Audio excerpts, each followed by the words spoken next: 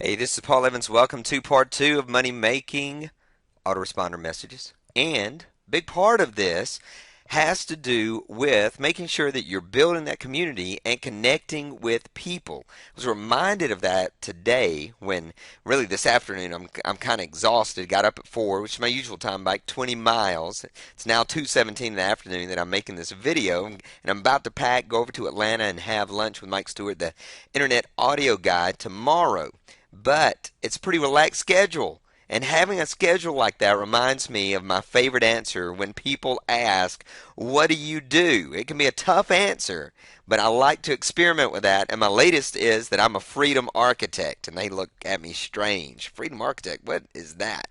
And I go, yeah, I help people gain financial freedom so that they can gain physical freedom instead of being locked away in a cubicle or some other small space when they should be outside playing golf. Stuff like that. And of course, then they look kind of sad and they're like, "Can you help me do that?" And I'll go, "Maybe." And they'll smile and I'll smile. And that's really what this message is about. It's about freedom. When we look at something like money making autoresponder messages, money in and of itself is nothing more than a tool to help us do other things. One of the big things that money provides is freedom. Whether you want to use that freedom for a vacation or whether you want to use that freedom for mission work, money creates freedom. So let's continue with our series. The fifth tip is to split test for the perfect balance. You want to split test on your list. As it grows, you want to measure what is bringing you the best response. We all want to improve our results, and split testing makes that possible. So you can tweak a few things here or there, and it can increase your opt-in rates, your response rates. Your split test allows you to see what people are paying the most attention to. Now, companies like Aweber, which is what I use for my autoresponder, will allow you to send half of your list one message and half your list a different message, and then track the results and find out what people are responding to. It's a pretty cool tool. Now, tip number 6, consider the 3-to-1 formula. Now, this is what a lot of top marketers use. And basically, you send 3 relationship building emails for every 1 sales email.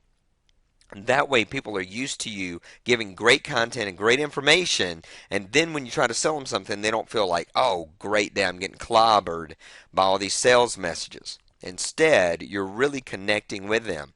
And what you might want to do as well, this is just another idea, is to entirely focus the first email on just quality information, relationship building. The second email can be a soft pitch, the third an even harder pitch, and the fourth email can really be promoting a specific product really hard. So you've basically reversed it, and you've done 1 message and then 3 messages that are more sales oriented. But you're going to have to experiment with that and see what works best in your particular niche. And then number 7 in this series, this part 2, study the basics of copywriting. Now, you might not think that you're a copywriter at all, and you may not want to become a copywriter, but I do recommend you at least study the basics. Now, one of the oldest formulas on the planet is called AIDA, AIDA, and it means that you capture their attention, their interest, their desire, so that they will take an action. AIDA, attention, interest, desire, and action. And if you'll use that even as you write, whether it's a newsletter, an article, or your sales copy, it really gives you a nice tight formula to use. Now, I'm not recommending that you hold off on your list building or your list contact until you're a highly skilled copywriter, but do check out good copy.